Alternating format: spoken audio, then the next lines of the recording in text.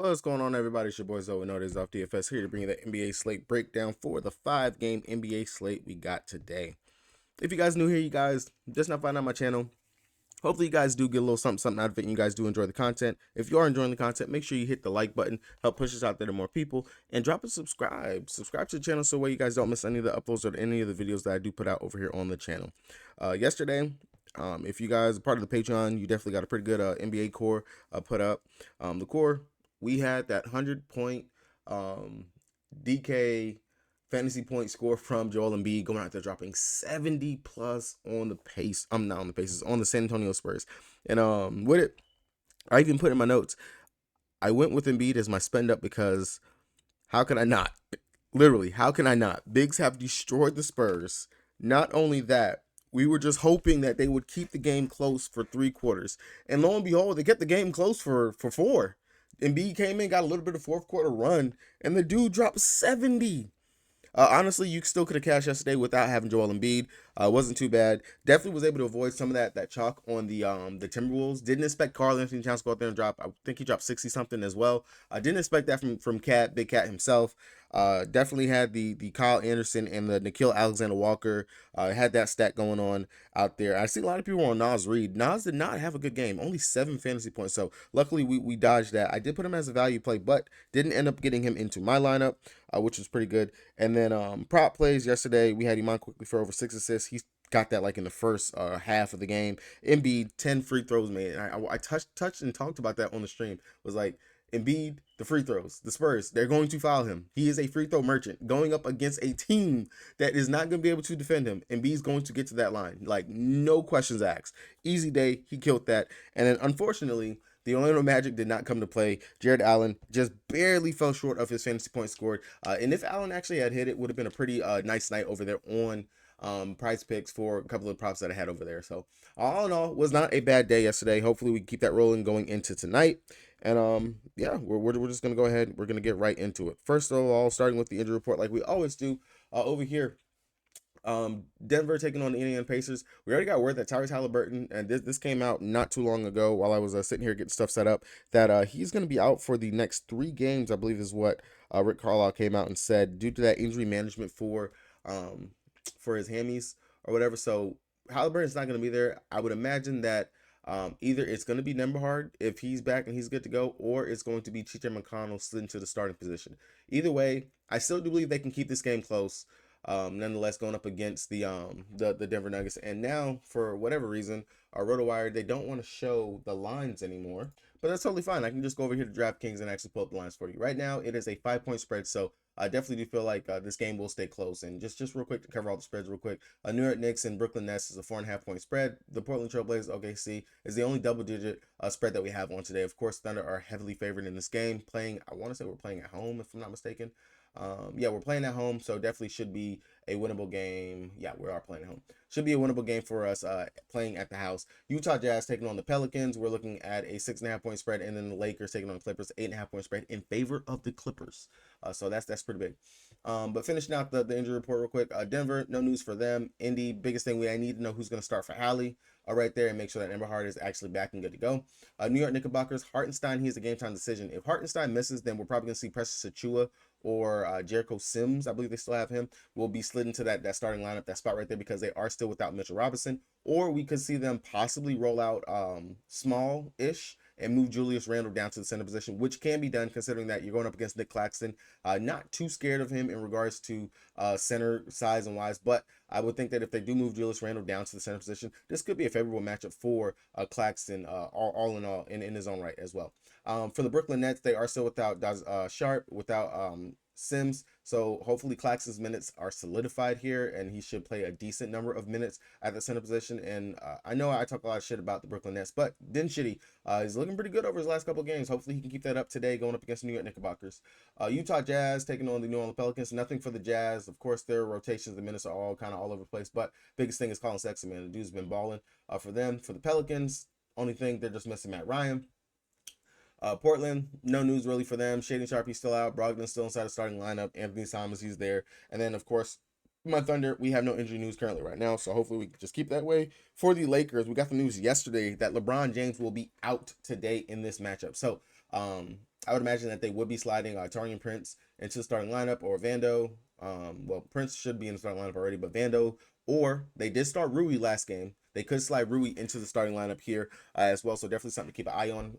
Hopefully we get some type of clarification for the Lakers, especially because the game is unfortunately on the slate for us. And then of course over here for the Clippers, they are still without Zubac, so we are seeing Mason Plumlee being that starting center spot for him, and then of course everyone else rounds it out over there for them. All right, heading over to DraftKings, the site that of course I play the most on. If you guys don't got an account, you want one, check the link down in the description below so you guys can get that deposit match bonus and join your boy over here on the King. Starting out with the Pacers taking on the Denver Nuggets. Mainly from this game, of course, the Joker. It looks like over the last couple games, he's been more in a scoring mode over his last few games. He's still getting his rebounds, he's getting assists, things like that. But the scoring is definitely the thing I want to take note, that he's really been making an effort to get his shots up and score. Not too sure what exactly has clicked, flipped, or anything over there with Nikola Jokic, but either way, still don't hate, don't mind it. We know that he's pretty much matchup proof, and we've seen opposing centers. They've had pretty decent games. Sabonis, center that's similar to the Joker. He dropped 54 fantasy points in this matchup, and most recently, he did just play going up against Indy in 33 minutes. He dropped 57.5 fantasy points in that game. 12 rebounds, 9 assists, 25 points. So definitely double-double, triple-double upside for the Joker in this matchup. 11-2, maybe seeing what what Embiid and everyone else did yesterday, and wants to show that the big men are definitely taking over. Definitely can see the upside for him there if he decides that he wants to actually go off. Really, for a second, focusing on Denver, I do like the matchup and the upside for Jamal Murray here in the spot. Don't hate, don't mind going with him. In the matchup when he played going up against them not too long ago. In 36 minutes, he dropped 38.25 fantasy points. So it seems like that minute cap that he was kind of on is gone. And if the game does stay close, I would expect for him to be out there for quite a bit of the time.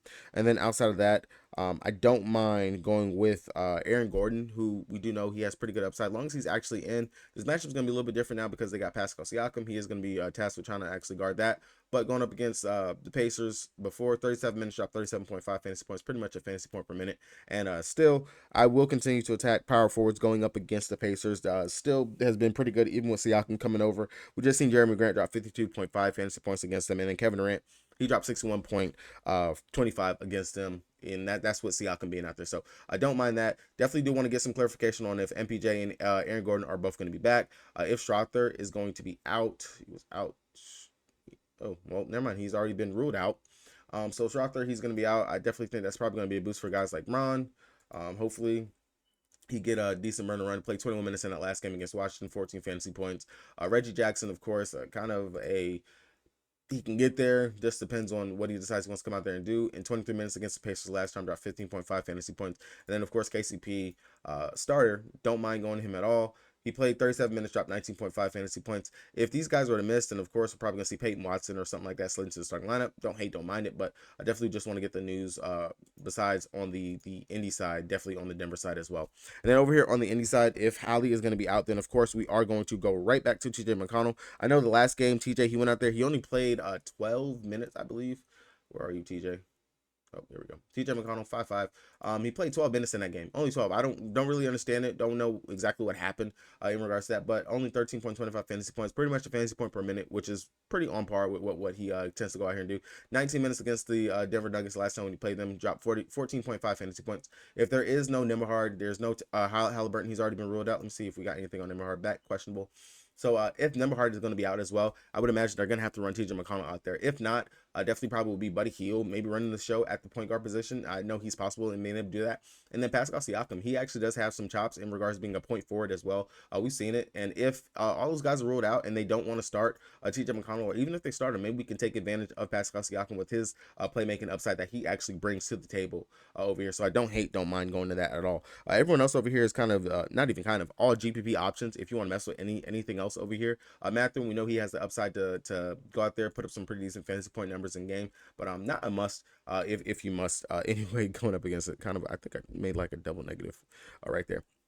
All right, going over here to the New York Knickerbockers. Like I said, if Hartenstein is going to be out, then I would imagine Precious Achiuwa should possibly come in and get started. He played 25 minutes in the last game against the Toronto Raptors.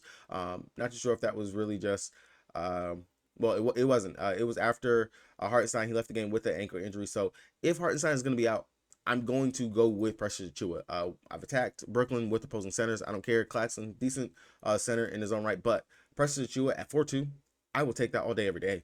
Pretty decent fantasy point per minute producer when he is out there on the court. I know he can rebound. I know he can actually score out there. He can bring it on the defensive side. Just got to keep hope and keep himself out of foul trouble will be the biggest thing for him. Outside of that, definitely we can roll with Jalen Brunson, who's been on fire over his last several games. 60 plus fantasy points in back-to-back games, 41 and 38 points, beautiful, and still doing his playmaking duties as well. The upside really good going up against Spencer Dinwiddie. On the other side, opposing, this is Battle of New York right here. Don't hate, don't mind it. And then I would be remiss if I didn't talk about OG Anunoby. I don't hate, don't mind it. Even if he has to slide down to the power forward position, I'm not gonna hate it. I don't mind the matchup at all. But at 5'8", that's a pretty good price tag for him. The rebound upside probably will be there, even if Hartenstein is in or out. Not too bad. He's been rebounding pretty well. I know one of my props that I was on for the day was his points and rebounds. Opposing small forwards have done very well going up against the Brooklyn Nets in regards to the point and rebound numbers. Just looking at it. Over here on the Brooklyn side, I'm gonna talk him up, and he's going to go out here and flop. So just be prepared for the flop. Back-to-back games of 30 plus fantasy points for Spencer Dinwiddie. Back-to-back games of 30 plus. Back-to-back games of him actually getting his minutes back to 30 plus minutes. Now that I have said that, he is going to come out here and he's going to play 15 minutes and he's going to legit just shit the fucking bed. That's exactly what's going to happen. That's what always happens whenever you talk of a player and you say how good they've been doing, how great they played, this, that, and the third. That's I'm fully aware and fully prepared for that happening right here, right now in this spot. Now that I got that out of the way, Spencer Dinwiddie, don't mind, don't hate him. I definitely would make my player pool on today. Currently, the jury is still out on him, but don't hate it. 5,600, pretty good price tag. And then Dennis Smith Jr., he's been balling over his last couple games, pretty productive, as long as he gets the minutes to run, and it's a pretty good matchup for him. I don't hate, don't mind going to that as well. Battle of New York, he'll bring it as well on the other side. But other than that, not really too interested in too much over here. You can mess with Mikal Bridges, but I can never get him right. I'm gonna be very honest with you. So you definitely can mess with that right there, but I'm not even gonna force it. Over here for Portland, taking on my OKC Thunder. Again, this should be a mop. This should be a blowout. But I will say, with Brogdon being slid into the starting lineup for them, they played 10 times better. And it makes sense just for the fact of he's a vet. He is a vet. So it makes sense why they would actually play better with a actual seasoned point guard running the point for this team. We're not going to have to worry about Anthony Simons with the ball in his hand trying to go out here and do crazy this, that, and the third. We're not going to have to worry about it. Ayton is back. Ayton going up against Chet. I'm laughing at the matchup. Like, literally, Chet should be able to just destroy Ayton out there. Centers have played very well, even going up against DeAndre Ayton with him out there on the court. So I'm not too worried about that defense at all. If I do take anything from over here, it will be Brogdon, just the upside that he actually does bring. As long as the game can stay somewhat competitive and close. 33 minutes going against Lakers in what was semi a blowout. He still was able to get there with 48.25 fantasy points. Definitely the playmaking, the assists, they're there. No, he can rebound and he can also go out there and score. Really like the upside. And the Simons, since he's not going to be running a point, not going to be having to do any of that. I will say in the last game where they got blown out, in 20 minutes, he still was able to go out there and splash in three. So 3-point upside is definitely going to be there for him.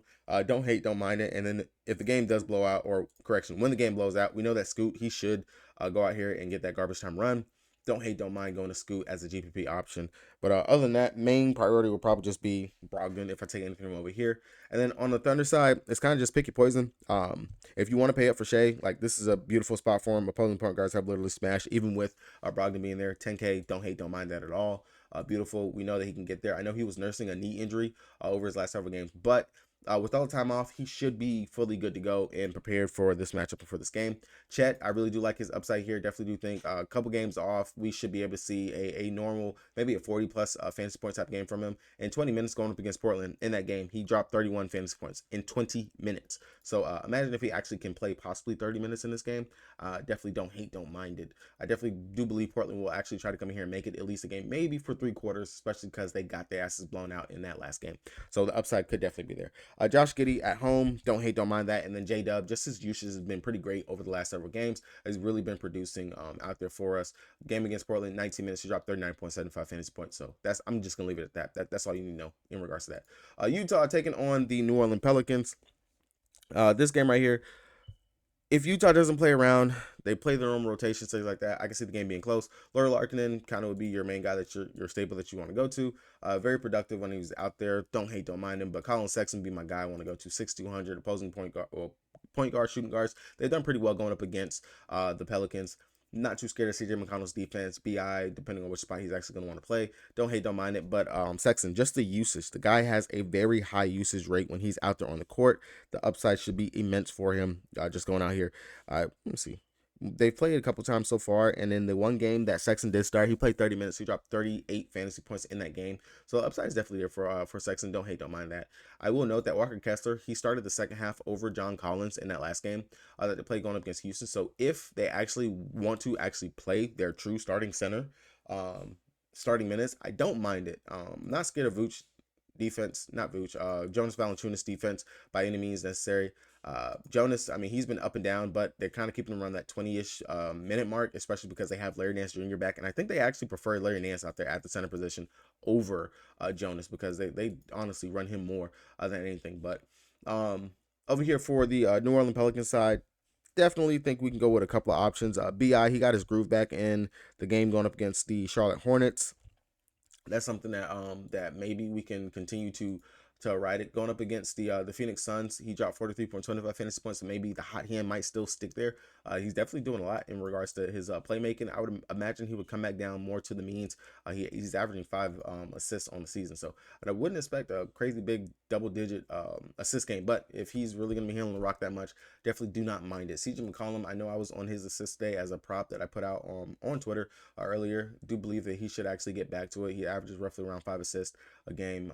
Definitely has been taking the back seat to BI, definitely being a ball handler. But a decent matchup for opposing point guard CJ McCollum. Don't hate, don't mind going to him right here in the spot. We've seen opposing point guards literally have shredded going up against the Utah Jazz, and if the game can actually stay close, definitely would be a decent spot for him here to come out here. Outside of that, you can always mess with Zion. I've never had the best luck in regards to playing Zion. I'm going to be very honest, but at least he's going to go out there and get you about 30. As long as the game does stay competitive and close, we do know how it's going to go. Over here for the Los Angeles Lakers, no LeBron James. So that should definitely tell you. Anthony Davis. He's going to be more than likely the highest owned stud on today's slate. Anthony Davis, 10-2, no LeBron James. Going up against the Los Angeles Clippers. They're pretty much arch rival nemesis in LA. He's going to play as many minutes as he can handle out there. He's going to literally go out here and just try the ball. He's going to have to carry this team. Outside of AD, D'Lo, Austin Reeves. Everyone's going to get a boost in regards to it because these guys are going to actually have the ball in their hand. No LeBron James. So, yeah, definitely Anthony Davis. Don't mind, don't hate that. D'Lo, definitely the upside would be there for him. Of course, with no LeBron James out there, maybe some more assists, things like that for D'Lo run the point. And then of course also his scoring. Dude's been balling. I really do hate that. Let me take a pause from the podcast. Well, not in the podcast. Pause from the breakdown. And you guys tell me this. You know, you made it this far in the video. Do you really think that the issues with the Lakers are at the guard position? Because for whatever reason, they want to offload D'Lo again. They want to get rid of him again because they feel like he's the weak link for them. The weak link is not necessarily that. And when you look at it, opposing point guards who have left the Lakers have actually done very well. And I'm going to talk primarily about another point guard who's on the other team in Westbrook. Westbrook is thriving over there for the Clippers. And if you look at the Clippers and you say, oh, well, Westbrook's coming off the bench, he couldn't do this, couldn't do that. Pay attention to who's not playing right now for the Clippers and look at Westbrook's numbers in direct correlation to those. Zubac. Westbrook could not play on the court at the same time as Zubac. That was the issue. The spacing was the issue right there, because talking to my buddy last night, and I even said this, I do believe that if Russ grew some more inches and could have been a center, he would have been a dominant ass center. If he could have been, he would have been dominant as hell. The motor that dude has. Because when you look at it, he is a literally small center when he's out there on the court. The rebounds that he gets, the playmaking that he can still do at the guard position, and then also he can score. He's a very good slasher, and he can definitely still beat you off the dribble. He does that still, night in, night out. And he's showing that still over here on the Clippers. But the issue that they had over here on the Lakers was, again, the spacing. AD wasn't really the three-point shooter that he is now. Granted, he's still not jacking up enough threes. LeBron James, he has to have the ball in his hand. He has to facilitate. He has to do this, that, and the third. They just didn't have the space on that team when he was there. So, of course, he was made the scapegoat. Now, D'Lo is being made the scapegoat again on a LeBron James led team. And I don't understand it. If you think that getting DeJounte Murray, who has just as many lapses as D'Lo, you think that the defense is going to be better for DeJounte Murray, bringing DeJounte Murray into the Lakers organization is going to help you guys there. I don't really think that that is your issue. It's not. Your role players just really aren't playing up to par is really the issue. You're not playing Rui Hachimura actually more minutes when he was thriving last year when you actually were giving him minutes. Not understanding that right there. You got a band-aid on your bench in regards to Cam Reddish, Christian Wood, whoever the heck Lewis, Torian Prince, who is more of just a 3-and-D guy, and if he gets hot, he's hot. If he's not, he's just a liability out there on the court. Vando, who doesn't have a jumper, a shot, or anything. He's out there for defense. You have a lot of defensive players out here on this team that are not meant to be shooters. I know you went out there, you thought that you were getting something and getting Gabe Vincent, but he's been injured. He hasn't even been able to play. You're not developing your young guys that you got over here. That's the issue that you actually have with this team. That's it. All right. That is my TED Talk. Thank you for your time. So looking at it, like I said, Anthony Davis, D'Lo, Austin Reeves, Rui Hachimura, as long as he actually gets to start, those will be the guys I mainly want to target over there. And then over here on the Clippers side, if this game can actually stay close, I'm gonna go mainly with my guy, my boy Brody, 6K, playing high 20-ish minutes out there. Was a big reason why they were actually able to come back and win this game against the Brooklyn Nets after Paul George shit his pants out there. 23 points, 6 assists, 9 rebounds, was balling, 46.75 fantasy points, played 31 minutes, really great in that game. I don't mind going to the Brody at 6K. Like, this is the triple-double machine himself out here at that price tag, and you know he's going to stick it to him. Outside of that, definitely don't mind Paul George for a bounce-back game here. 24.75 fantasy points, like I said. Bad game, good game, bad game, good game. Definitely don't mind that. James Harden as well, 8-2. He's been pretty consistent over his last several games. Don't mind going to him as well. And then Plumlee. As long as they actually have him starting, and hopefully if his minutes can tick up a bit more, don't mind it. They are going to need some type of center out there to be able to guard Anthony Davis, as long as he can keep himself out of foul trouble. And if he can move his feet and actually defend, definitely don't mind Mason Plumlee here, as well as another play that we can actually go with for the Clippers. And then, of course, I'd be remiss if I didn't talk about Kawhi Leonard. Will probably be the last fiddle. When it comes down to it, this big three, like I always say, look at the ownership. The guy that's lower owned, that'll be the guy I would rather take a chance on, because there's a chance that he can actually pop off at low ownership. All right, guys, that's going to be it for me. Just looking over it, no one necessarily really stands out as like a must lock-in type play that I got to go with on today's slate. Once we get some more news and some clarification, definitely have that out. Hopefully you guys were able to get a little something from this video. Drop a like on the video if you guys did enjoy the content. Check out the Patreon. All my stuff will be posted up there. With that being said, it's your boy Zoe. Peace.